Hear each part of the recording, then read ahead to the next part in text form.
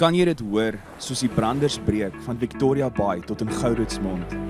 Kan jy dit sien soos die son opkom en skyn oor die Ou Tenikwa berge? Beleef jy dit? Die tuinroete, 'n plek waar God regeer. Mense wat 'n verskil maak met geloof, liefde en hoop. 'n Streek wat God ken, mense liefhet en hulle wêreld vernuwe. Habakuk 2 vers 14 sê, die aarde sal gevul word met die kennis van die heerlikheid van die Here, soos die waters die seebodem bedek. Welkom by Doxodeo Tuinroete.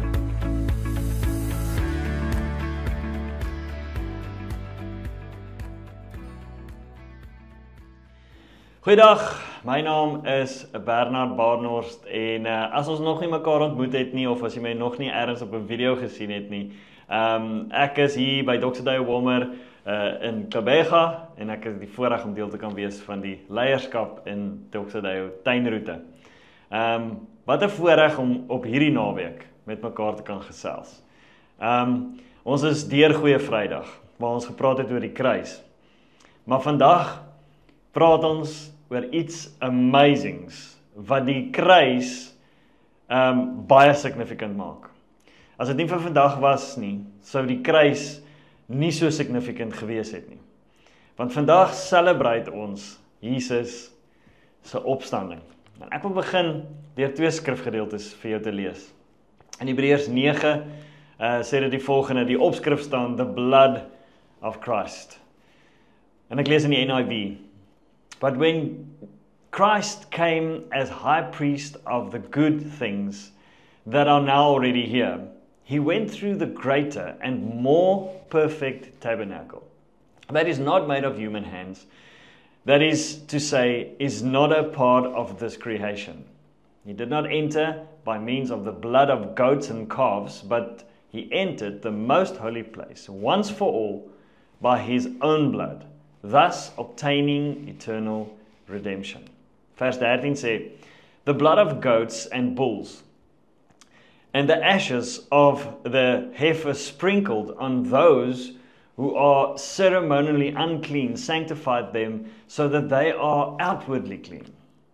How much more then will the blood of Christ, en ons weet dat Christ beteken die koning, the king, who through the eternal Spirit offered himself unblemished to God, cleanses our conscience from acts that lead to death, so that we may serve the living God.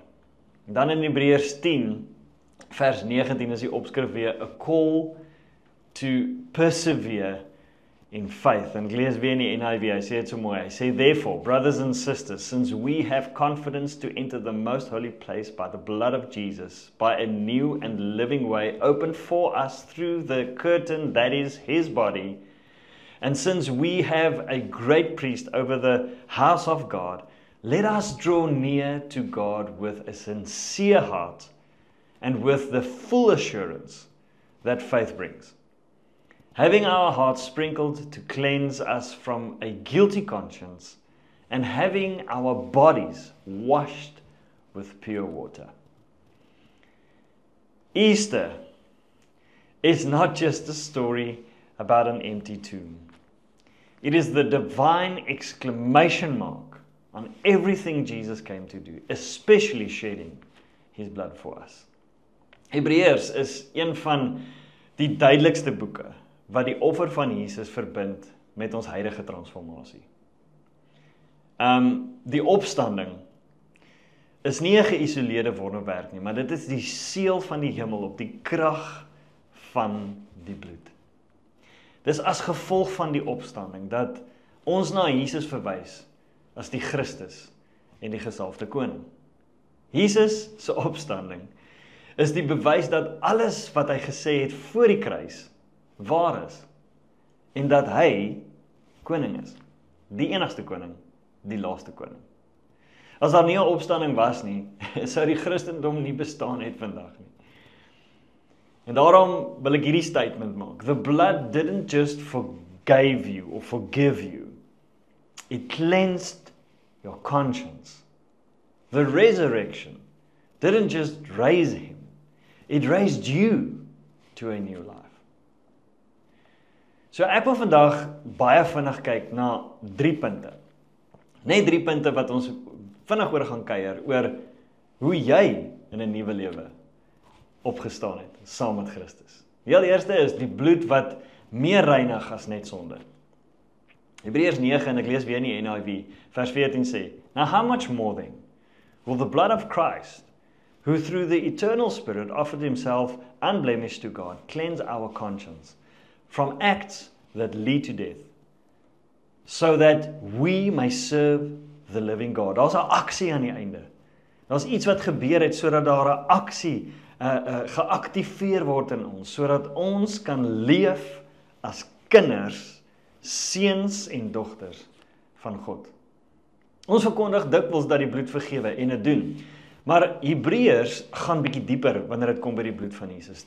Die bloed vergewe nie net jou verlede nie, maar dit reinig jou binnekant. Dit reinig jou gewete.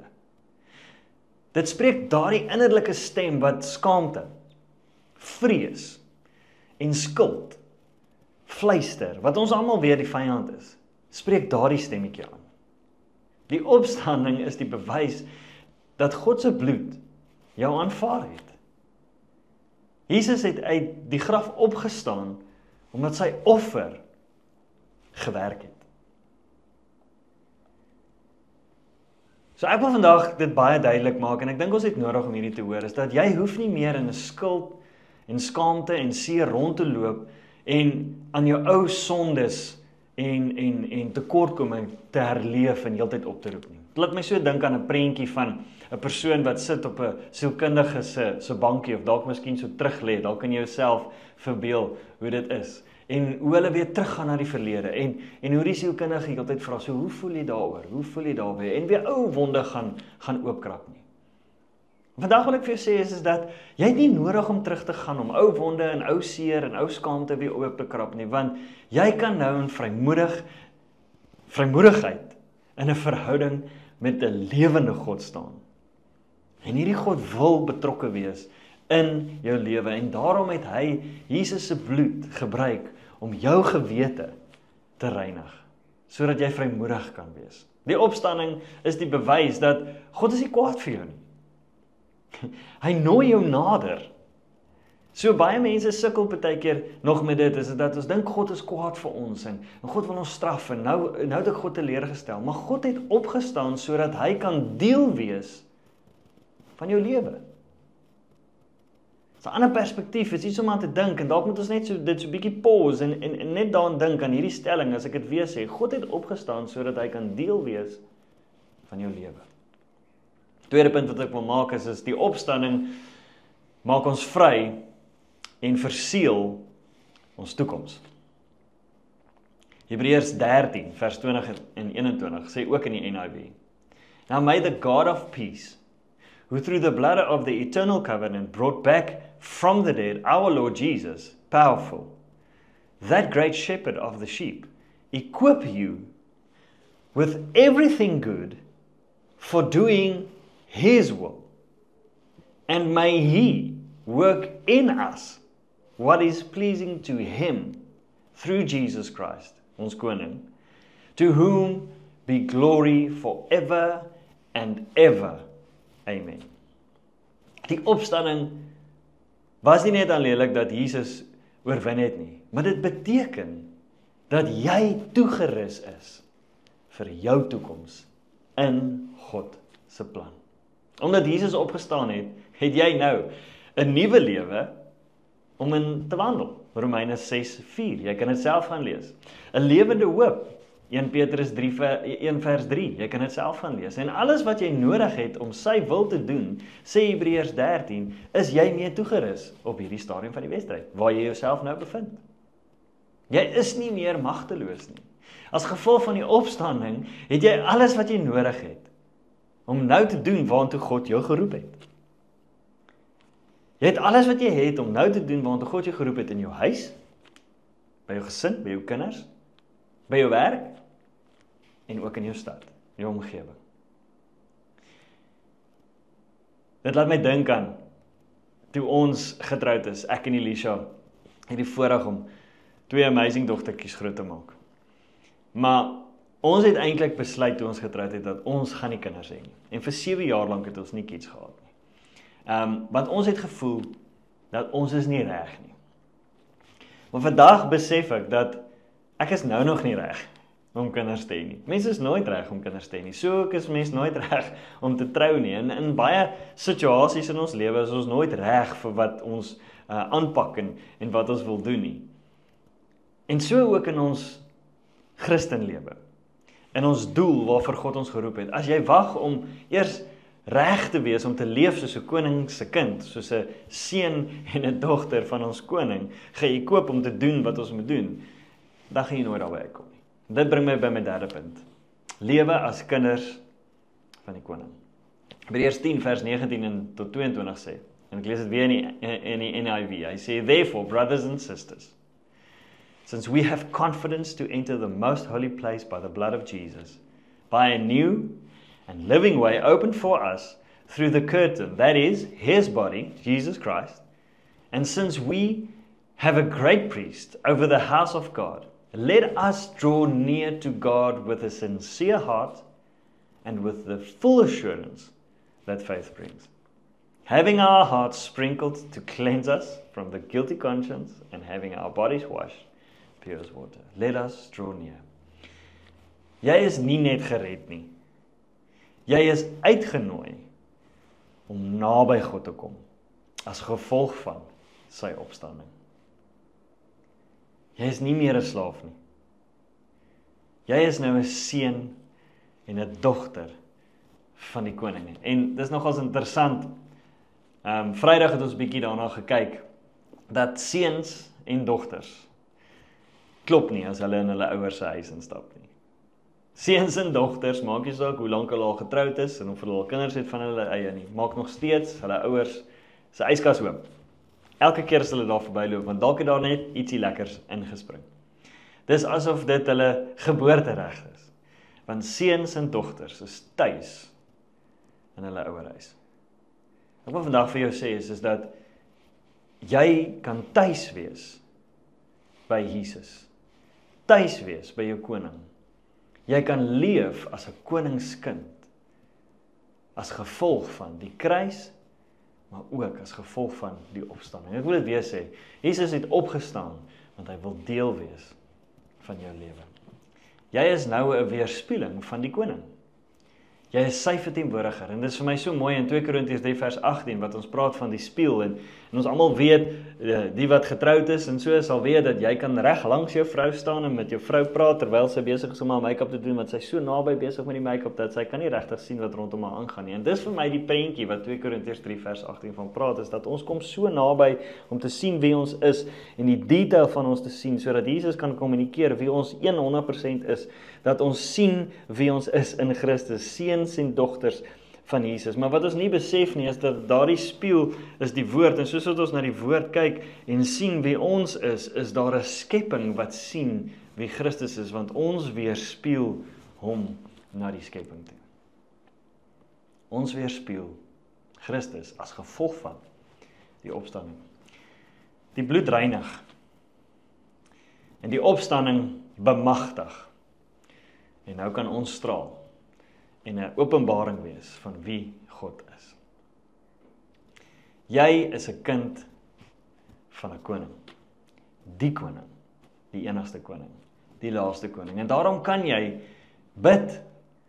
Jy kan met vrymoedigheid praat met jou Skepper. Jy het oop toegang tot die allerheiligste deur met jou Vader te kan gesels op elke oomblik van elke dag, net wanneer jy wil. Jy is 'n kind van die koning, sodat jy opofferend kan lief hê.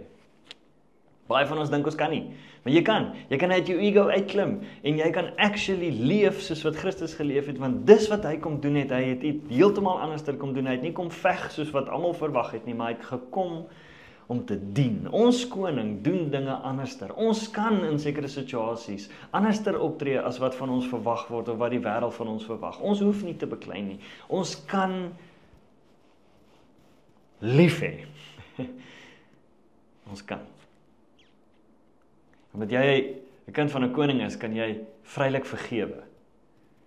Selfs in daai tye wat dit onmoontlik lyk. En ek wil dalk net hier noem dat vergifnis is baie keer 'n proses. Dit is nie altyd iets wat net spontaan vinnig gebeur nie. Dit kan wees en dit doen. Maar vergifnis is baie keer 'n proses maar jy kan dit doen omdat Christus vir jou aan 'n kruis gesterf het en jou bemagtig het om dit te kan doen. Hy het vir jou opgestaan. En Galasiërs 2:20 sê as ons kan hom toelaat om sy lewe deur ons te lewe. Ons hoef dit nie in ons eie krag uit te doen nie, want ons kan nie. Jy kan met vreugde dien. Ten spyte van wat rondom jou aangaan, kan jy met vreugde dien. Jy kan daai vrede en vreugde beleef wat bonatuurlik is, ten spyte van wat mense sê of wat rondom jou aangaan, want jy is 'n kind van 'n koning. Jy dra sy beeld in jou werkplek, jy dra sy beeld in jou huis, en jy dra sy beeld in die wêreld rondom jou. Wat beteken die bloed en die opstanding vir jou vandag? En ek som op. Jou gewete is skoon. Nou, daarom wil ek jou uitnooi, hou op om op skuld te fokus en daarna te luister. Jou toekoms is seker. Dis verseker, dis vas. Leef soos iemand wat niks hoef te bewys nie. Want jy kan nie. Hy het dit reeds vir jou gedoen. En jy is 'n koninklike weerspieëling. Leef asof Jesus werklik in jou leef en opgestaan het vir jou. En dan wil ek half afsluit met hierdie gedagte. Baie keer dink ons nie daaraan nie, ons weet van die kruis en ons celebrate die opstanding en so aan, maar ons dink is 'n eenmalige gebeurtenis. Vandag wil ek vir jou sê dat die bloed hou nie op werk nie. Jesus het die werk gedoen deur sy bloed, wat nou nog werk as gevolg van sy opstanding. Hierdie koning se koninkryk en heerskappy en liefde en genade en vergifnis gaan nooit eindig nie. Sien, in die Ou Testament was daar eenmal 'n jaar 'n offer gebring vir God, sodat God by sy mense kan woon. Eenmal 'n jaar. En dit het nie gehou nie. Dit moes elke keer hernu word. Maar nou, en hier is die goeie nuus, nou woon God deur sy bloed persoonlik in elkeen van ons. En hierdie bloed hou nie op werk soos die ou verbond nie. Filippense 2 sê vir ons dat God woon in ons en hy werk in ons. God gaan nie weer wegtrek nie. Hy bly nou vir ewig. Dalk het jy al persoonlik teleurstelling met mense gekry waar mense jou seer gemaak het. En dalk was dit miskien in die kerk. En ek wil net vandag vir jou sê is dat is nie God wat jou teleurgestel het, en dis mense. Mense gaan jou nog teleurstel. Ek en my vrou sê gereeld vir mekaar, jammer omdat ons mekaar teleurstel, want ons het foute en ons maak droog. Gaan jy nog droog maak? 100%. Mense maak jou seer, maar dit is nie God se natuur nie. God sê, ek sê jou nooit los nie. En ek sê jou nooit verlaat nie. En net soos God die volk in die woestyn gelei het, lei hy ons nou deur die Heilige Gees.